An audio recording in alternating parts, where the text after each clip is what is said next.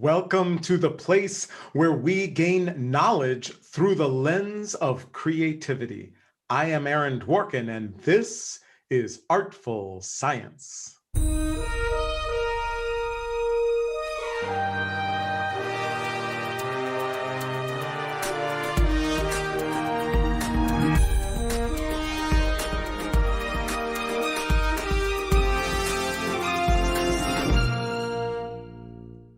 Thanks again for joining me here on Artful Science. Today's show is Universal, the Sloan Digital Sky Survey.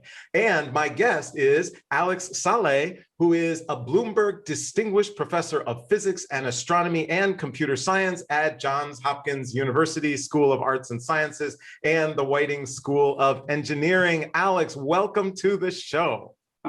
Thank you very much for inviting me. It's a pleasure to be here.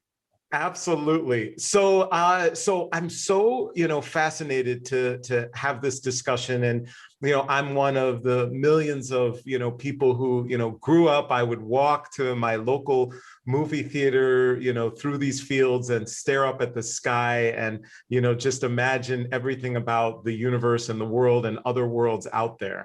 And so then kind of, growing up, of course, you really then begin to wonder what is actually out there and how can we even grasp it? And it always seems way bigger than I ever possibly imagined or even could imagine today. So kind of in essence, right, we're here to talk about nothing less than literally the universe as a whole.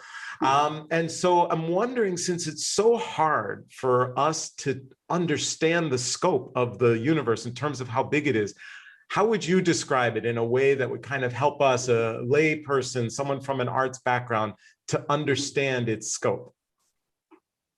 Well, in a way, the universe is the largest entity, which really contains and encompasses everything that we can think of, that we know about.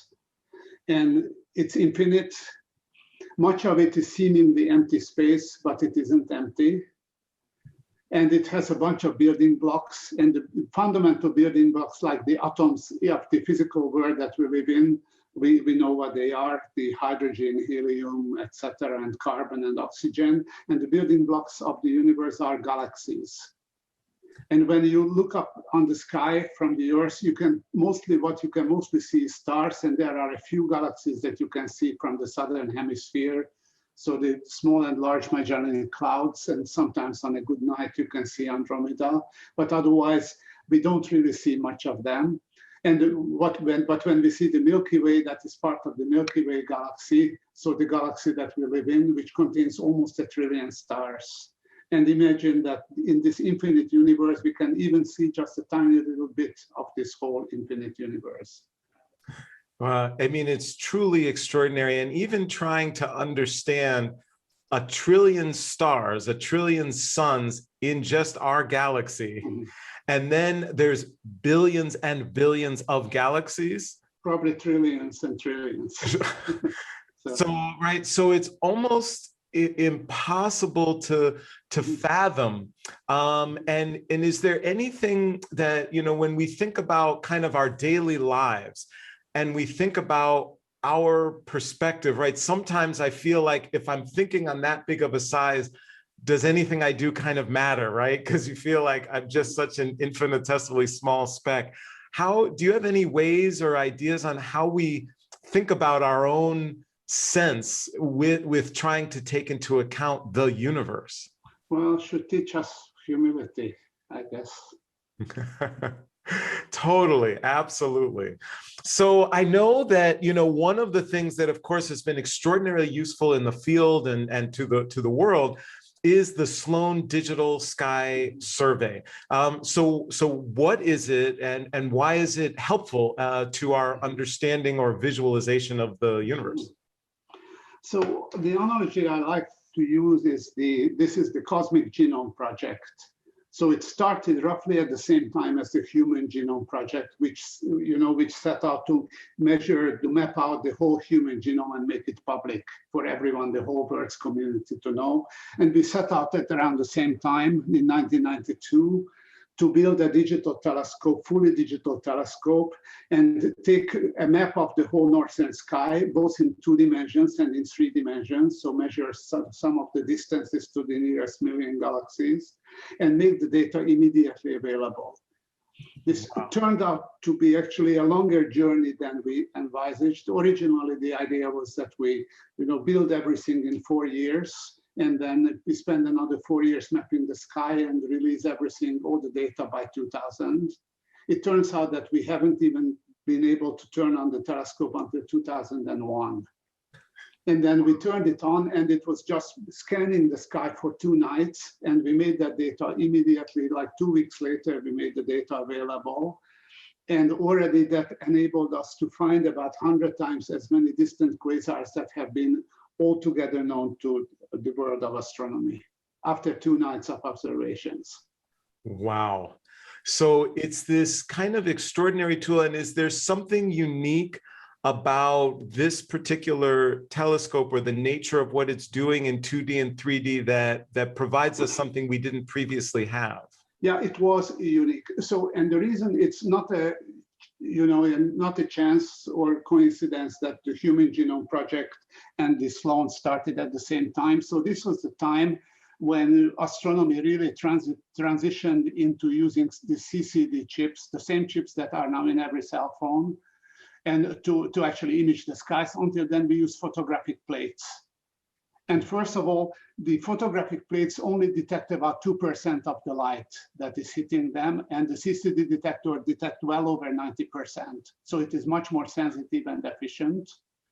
Wow. But we used CCDs for about 10 years before that, but they were tiny. So we could only target a tiny little patch of the sky, and this was the time.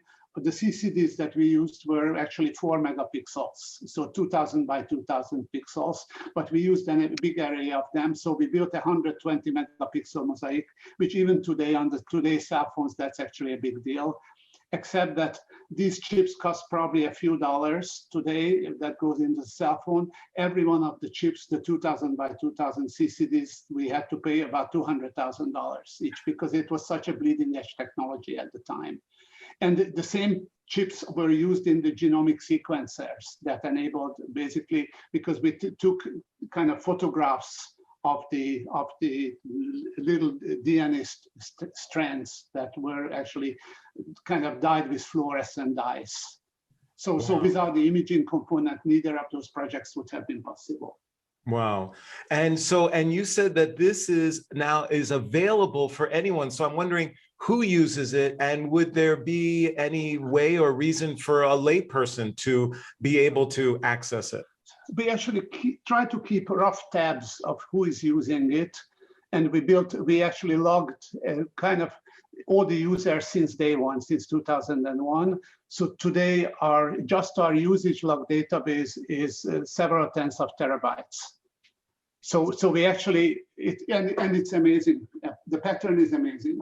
So there are about 15,000 professional astronomers all over the world when you add up people who are working at observatories and universities.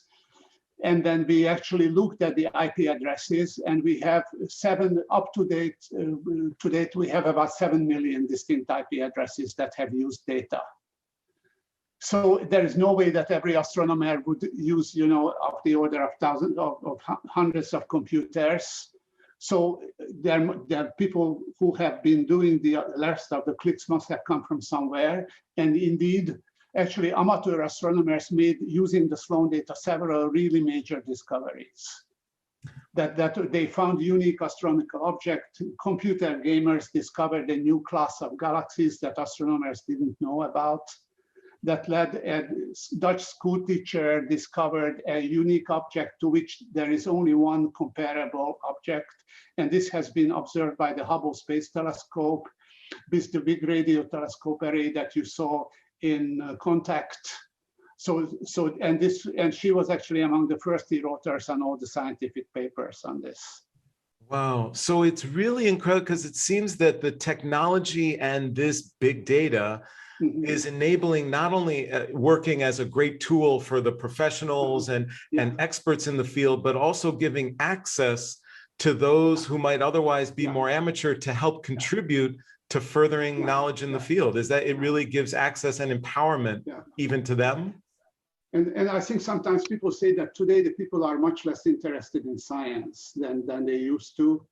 And I think that's actually wrong and not correct. So here there was a unique data set in the packaging that was kind of appealing, like the computer gamers generation and the people who had the thick sums, you know, the quick sums. And once the data was presented to them and given to them in this way, they actually were thrilled by it. And there were this million, you know, of the order of hundreds of thousands, probably if not a million people actually started to come and play with the data. Right. Amazing. So this, you know, this aspect of big data, and in this case, relating to the sky, is this type of process applicable in other ways? Are there, of course, I'm aware, other areas where you think you're able to apply this technology to bring about an impact, you know, say with disease? Absolutely. But so let me first reflect on just, you know, even for astronomy, the fact that there is all this data. This is a worldwide telescope, you know, that anyone can access from anywhere in the world with even a cell phone. Give it, and it doesn't matter whether it's day or night, or whether you are in the middle of Africa in a small school that, you know, doesn't have its own telescope, anywhere, and you can actually do science with it. And everything is documented and shrink wrapped beautifully. So it's the ultimate democratization of data. So it's not that the rich get richer and the poor get poorer. It's actually everyone can access the same data. It's only the ideas that matter. And yes, what we found and what we saw consistently, that in many ways, you know, as science evolved, it was fragmented into more and more specialized subregions. So first it was natural philosophy, which then kind of went into mathematics, physics, chemistry, biology. And then even these areas, physics became theoretical physics, computational physics, experimental physics. And this is continuing even further. And once the big data emerges, actually the big data is again creating some sort of a synergy and a convergence between life sciences and physical sciences, because everybody is using the same sort of statistical, computational, and data analysis techniques. Wow. So what we see again, that kind of a lot of universality is becoming very obvious in your face in science, that is happening. And in some ways, so I had the privilege to work with Jim Gray from Microsoft, who was a Turing Prize winning computer scientist. And when we worked together, we started to realize that we called it the fourth paradigm of science. So the first paradigm was when we were collecting data, the Chinese star charts and Leonardo drawing the turbulent flows in his codices. Then basically Tycho Brahe gave all his data to Kepler. And Kepler did all this empirical data, and Kepler actually was able to capture the essence of all the data points in a couple of very simple equations describing the orbits of planets. This was the beginning of theoretical science, so the second paradigm of science. And this went on all the way through Maxwell and, you know, electrodynamics, electromagnetism, to Einstein's general relativity. Right. Then came the point when we had actually some of these equations, like the equations describing turbulent flows that Leonardo was able to draw. The equations were simple, yet the solutions, you couldn't solve them analytically. You actually needed computers to solve, to create the shock waves that led to the nuclear explosions, for example, in Los Alamos. And Fermi and Ulam at Los Alamos were the first ones to start using computers to actually solve these equations. This was the beginning of computational science. And now we see actually the data science, the data-driven science. And when you think about the first stage lasted thousands of years. The second stage lasted hundreds of years. The computation lasted tens of years. And now this is happening right in front of our eyes. It's amazing. Wow. Wow. Well, and thank you so much, because just seeing that trajectory of of our growth of knowledge, of human knowledge, is truly extraordinary. Yeah. So unfortunately, we're just about out of time, but here we're kind of at the intersection of the arts and sciences. So I always like to ask my guests, do you have kind of an artistic practice that you do, or artistic discipline you love? Yeah, I'm very involved in music. So I've been back in the days, in my university days back in Hungary, almost 50 years ago, I played in a progressive rock group. But I was also involved in kind of modern electronic music, and also so we built our own design and built our own synthesizers. And actually, up to this day, I'm actually still recording at home. And our band actually got together about 2 years ago, and we played music by Bartók on rock instruments, and so that was our specialty. So. Well, that is awesome. Very awesome. Well, I have actually done a recording and a CD of the Bartók 44 duets on electric violins, which was a whole lot of fun.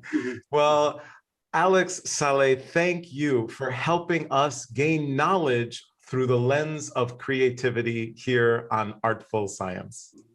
Thank you very much. It has been fun. Thank you.